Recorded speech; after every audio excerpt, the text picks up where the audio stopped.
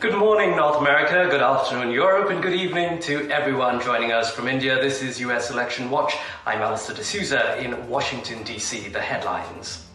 The final countdown to the high-stakes showdown. Trump and Harris set to face off in their first presidential debate.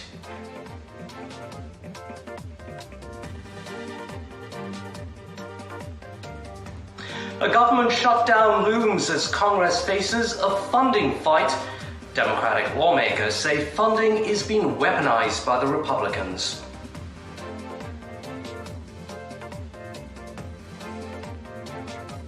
RFK Jr. to be dropped from North Carolina's ballots, but loses his fight to withdraw from the Michigan ballot.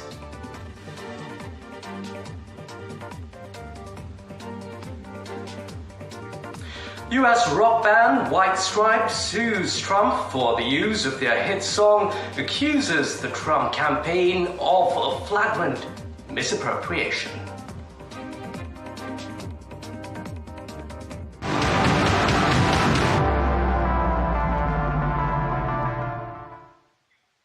Our top story tonight, for the first time, Kamala Harris and Donald Trump will look each other in the eye. They will come face to face in what may be the only debate before the election day on November 5th here in the United States. In the first debate between Trump and Joe Biden, 50 million Americans tuned in to watch what was really the most watched moment of the 2024 presidential race. That could well be surpassed tonight. An estimated 80 million Americans are expected to see Trump and Harris take each other on NDTV's Vishal Vivek on the lead-up and what to expect from tonight's showdown. Now compare what Donald Trump plans to do. He wants to impose what is, in effect, a national sales tax on everyday products and basic necessities that we import from other countries. They have traded barbs. Kamala Harris is a radical California liberal who broke the economy, broke the border, and broke the world, frankly. And attacked each other over policies and other issues. Now, the time has come for a showdown, as the theatrics will culminate into their first presidential debate when the ABC News hosts them for one of the most important nights in the election race. According to reports, the former president has been reviewing policy positions with advisors in the lead-up to the debate. Other reports suggest that Trump has been fine-tuning the theatrics of his performance. He has experience on his side, as he has already been on a presidential debate stage 6 times. His confidence was palpable when he said last week that he's been preparing all his life for this debate. On the other hand, this is Kamala Harris's presidential debate debut, with just a few weeks to prepare for the big event. Harris has spent the past week in a Pennsylvania hotel, going through policy books. To counter Trump's expected theatrics, the Harris team has reportedly built a mock television stage, which is fully fitted with a debate podium and has a proper lighting. According to reports, top advisors are playing the role of Trump, even dressing up like the 78-year-old. This idea that they're all against it is just ridiculous. And this is the guy who says the state should be able to have it. You don't even know whether you're pregnant or not, but you cannot see a doctor and have him decide on. Traditionally, viewers have focused more on candidates that unnerve their opponents or seem more confident, with policy proposals not playing a big role. When Trump and Harris have a go at each other, America and the rest of the world will be watching closely for signs of confidence. With Vishal Vivek, Bureau Report, NDTV World.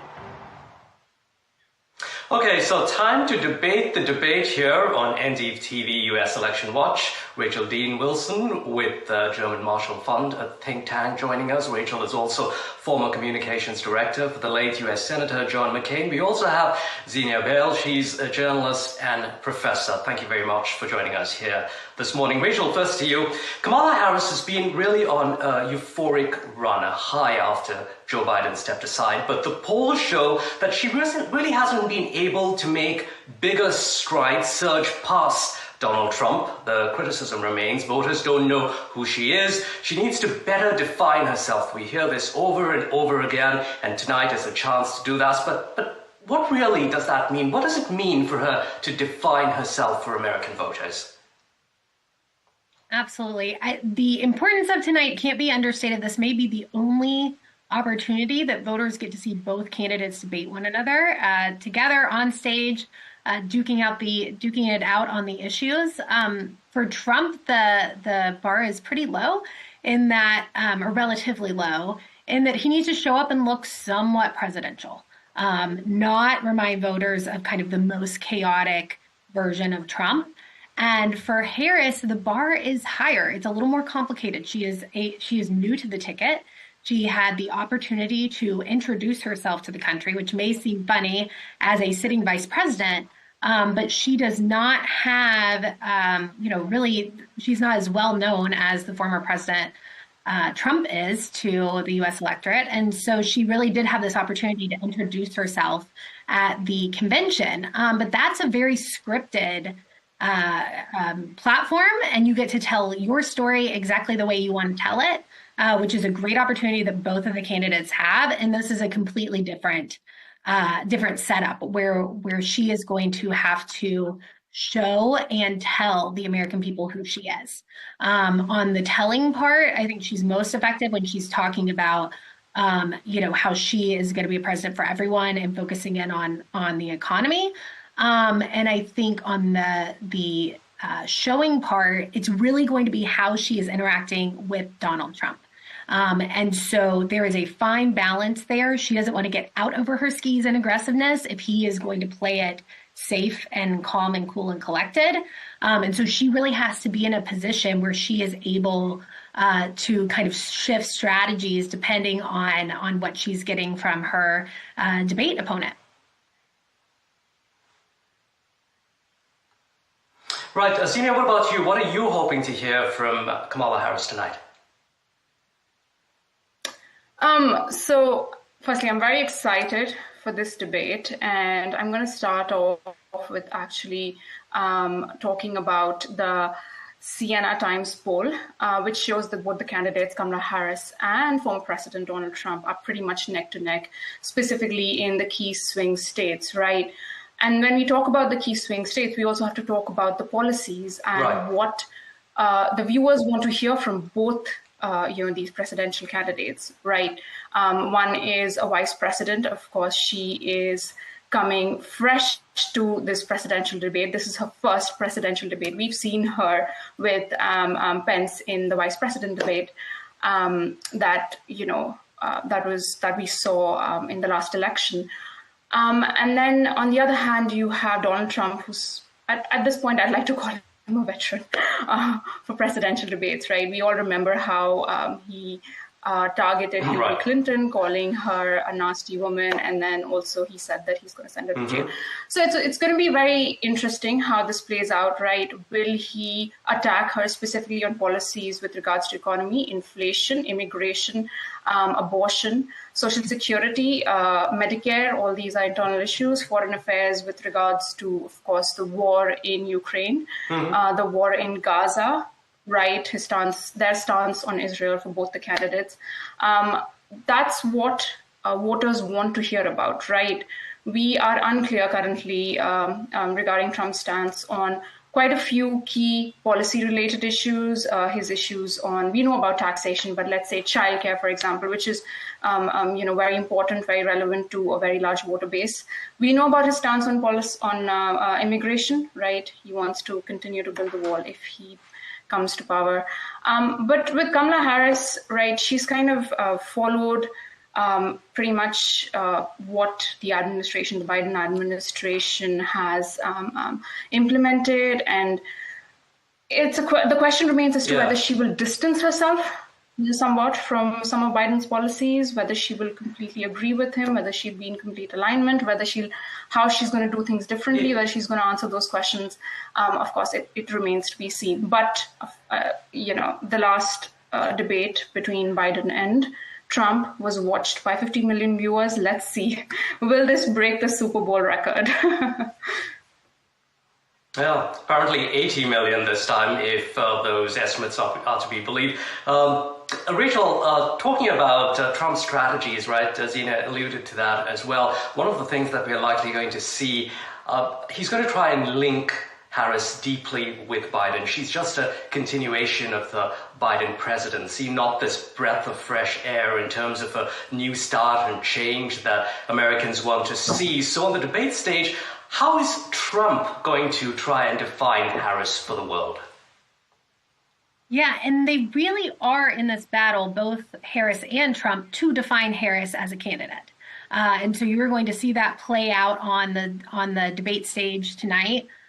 From Trump's perspective, what he needs to do is list unpopular Biden administration policies, be it on the border or on the economy, inflation, and tie Harris to that strongly to the administration. You were there the entire time. You were a critical part of this administration. And present her as not a change agent, but a continuation of the way Americans feel right now about the challenges in this country, and there is a feeling that those are immense. So who is going to change the equation? Both candidates want to be the answer to that question, and we'll see who comes out on top tonight. Right. Sina, Harris speaks charismatically to large crowds. Her supporters seem to love her. She's riding on that high. But she's often doing that with a teleprompter, prepared script. When it comes to actually speaking off the cuff, and of course there'll be no notes tonight, no teleprompter at the debate. She's debated before, but not with Donald Trump, and certainly not a presidential debate. Any worries there about how she's going to be able to tackle Trump off the cuff?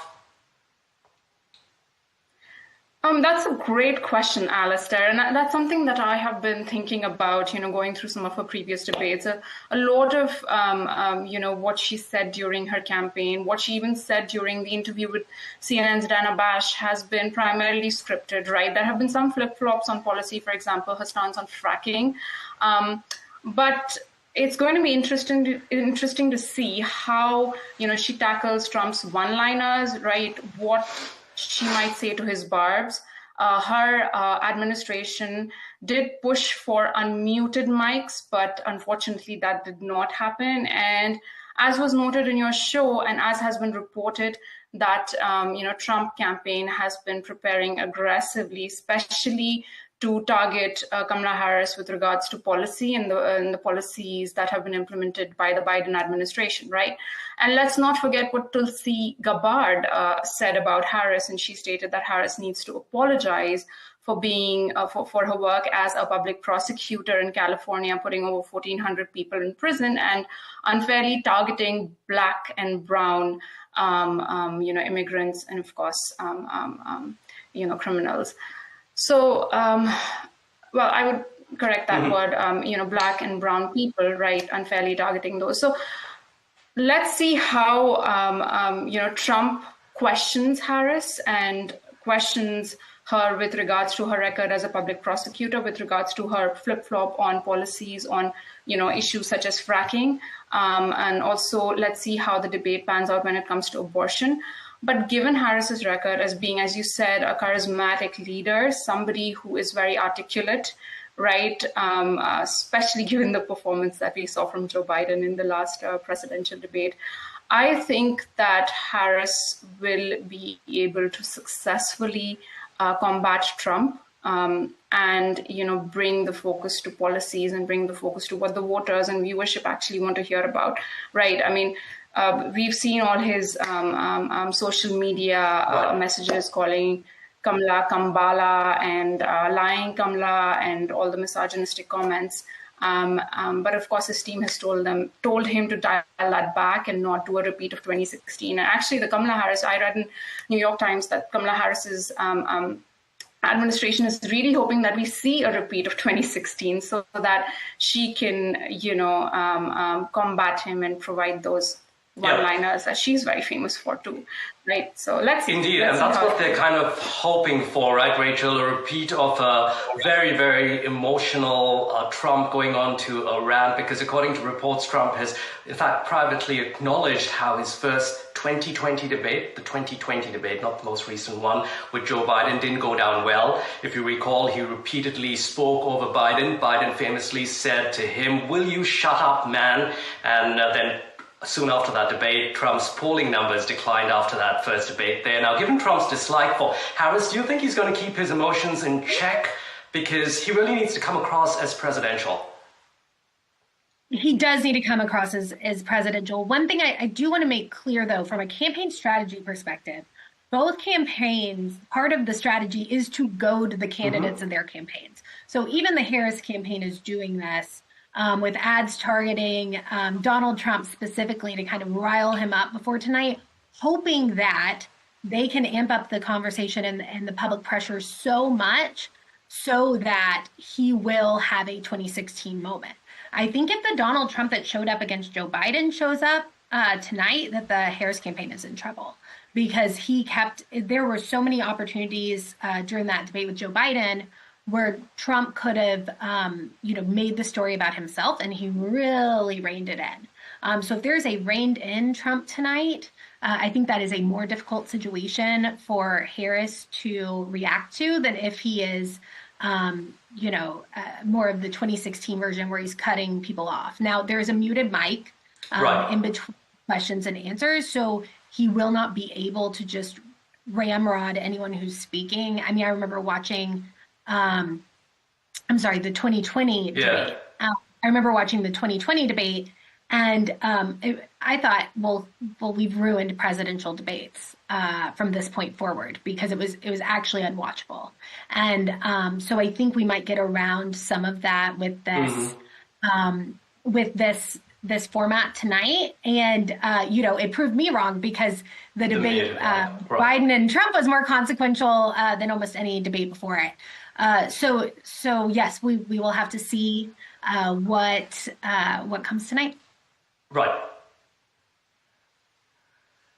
Okay, so Rachel, Zena, do stay with us. We want to get your reaction on an unfolding story now. Democrats accusing Republicans of weaponizing government funding. So what's going on? Well, funding for the U.S. government runs out on September the 30th for ordinary Americans. A shutdown would mean closing things like national parks, limiting other public services, and furloughing millions of workers just before the elections. Now, former President Donald Trump's urging Republicans to force a shutdown unless certain demands are met. In order to agree to the funding the government, House Republicans want legislation requiring people to prove U.S. citizenship when they register to vote. Now, quite an interesting development there over the last few days. Zenia, foreigner voting in the U.S. federal election is extremely rare. Besides, it is already against the law for non-citizens to vote in federal elections. Do you agree that the whole issue here is, as the Democrats would say, being weaponized just weeks before the elections? Yes, definitely. Absolutely. I mean, my apologies. Was that a question for me? I can let my fellow panelists speak first. Go ahead, Rachel. Go ahead. Yes, go ahead. Okay, sorry about that. I will say this is definitely playing politics ahead of the elections, but that's what they do really well on the Hill. We're used to almost shut down every 6 months or so now, and both parties play their part, and they do some political maneuvering. But at the end of the day, I am not concerned about a shutdown actually taking place because it does not benefit anyone, but particularly the Republicans going into election season to have shut down the government. On the legislation and the voting piece of this, non-citizen voting is not a big issue in the United States, but there has been an effort to spin that up, which I do find concerning because you're talking about the issue of immigration, which is incredibly hot button, and our election administration. And our election administrators are under a lot of pressure right now. And so, we would like to bring down the temperature on the non-citizen voting. This definitely amps up the temperature on the non-citizen voting. But on a baseline voter ID, kind of have your ID to vote in U.S. elections, it's a very popular concept with the American public. So that's why it puts Democrats in a tricky position. Right. Azina, you heard Rachel there. She's not to worry about how this is going to play out. But what do you think? We've seen how previous shutdowns are always down to the wire at the last moment. You know, either side agrees to some concessions and then the funding proceeds. But this time around, I was just wondering, because Democrats will have to tiptoe rather carefully. There could be voter backlash if they disagree to the Republicans' demands, no matter what the reality is on illegal voters, so to speak. It's the perception that matters going into the polling day. Yes, absolutely. You know, Allister, as you said, and my fellow panelist, definitely about the perception that matters, right? Let me read out what Republicans are, harping over and what the actual issue is, right? From AP News, which is that Republicans are adding a hot button immigration issue to the measure by requiring states to obtain proof of citizenship, such as birth certificate or passport, when someone registers to vote. I think it goes back to the debate about immigration and a porous border that the United States shares, and a lot of immigration, not just from Mexico, but from Central America, right? That's been a big issue in this election. And I'm going to actually show you this flyer that had been dropped off at my residence, if I can put it up to the camera. And one of the big issues here, this is for advertising for the Republican Party, paid for by Donald Trump's campaign. And it states that immigration is one of the bigger issues, right? A porous border. So, of course, this is going to interestingly play out as we talk about government funding, though we see the Congress and, bipartisan sort of debate regarding federal funding. We've seen it play out many a times in the media through election cycles that we've all experienced. So It's nothing new that there has been debate, but bringing up the issue of immigration, of course, it definitely is kind of a continuation of Donald Trump's campaign and the constant debate and discussion about immigration and how Republicans are targeting Democrats for having that porous border and not doing enough to secure our borders. Rachel and Xenia, thank you so much for your time this morning. Really appreciate it. In other news now, time to have a quick look at the polls. The US election remains neck and neck with a tight race in key battleground states. Democratic nominee Kamala Harris is leading in one significant area, the excitement factor. A new CBS News poll shows Democrats in Pennsylvania, Michigan, and Wisconsin are more enthusiastic about Harris's campaign than Republicans are about Trump's. Now, specifically, nearly 90% of Democrats in Michigan, not far behind, is Pennsylvania and Wisconsin, that are riding that Harris high. In comparison, 78% of Republicans in Michigan are excited about Trump's campaign. That number slightly lower in Pennsylvania and Wisconsin.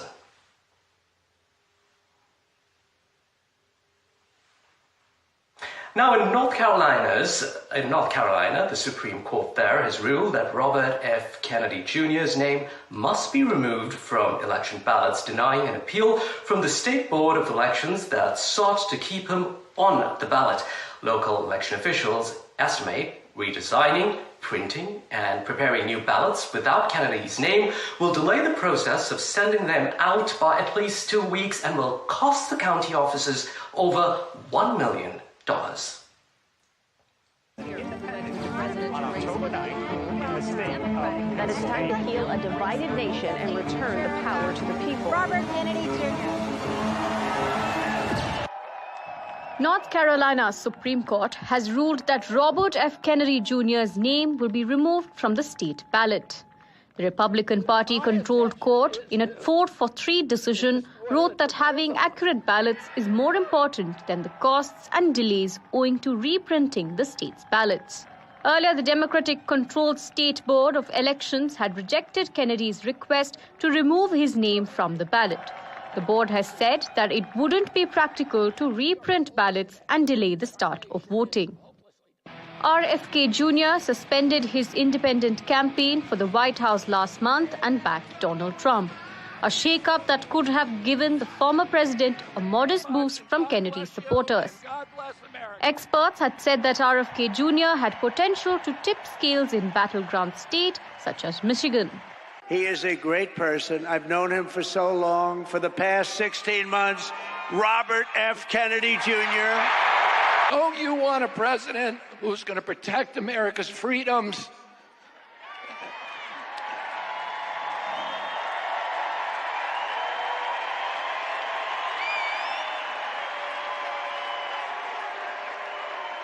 And who is going to protect us against totalitarianism?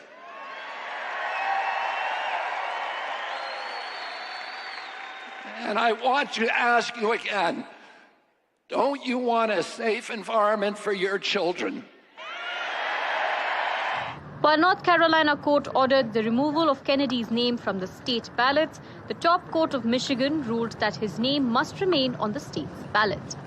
So why is RFK Jr. seeking to remove his name from the ballot in competitive states? The answer is quite obvious. Kennedy intends to boost the former president's chances of winning these states. In a total reversal from his previous stance, Kennedy has told his supporters to back Trump no matter what state they live in. Vishal Vivek reports for NDTV World, Bureau Report.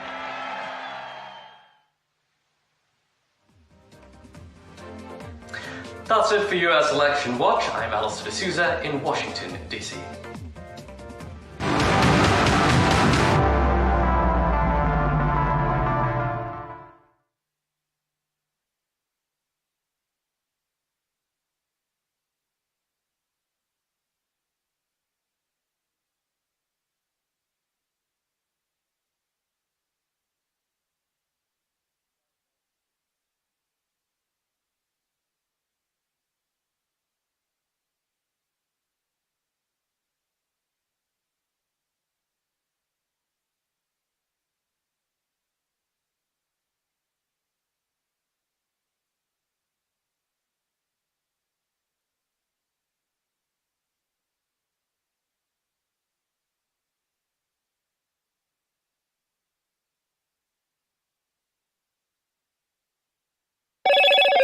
Hello, Moto.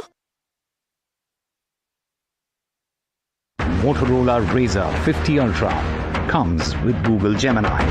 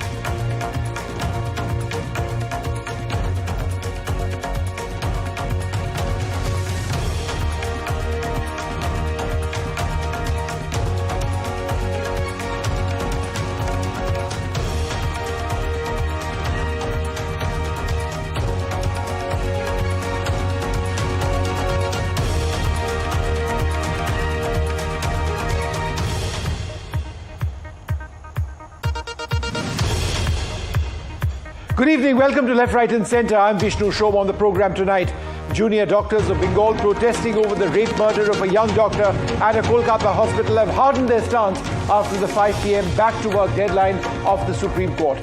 They didn't follow that. In fact, the protest has now moved to the Health Secretariat, where they are camping. The doctors had not only flatly refused to comply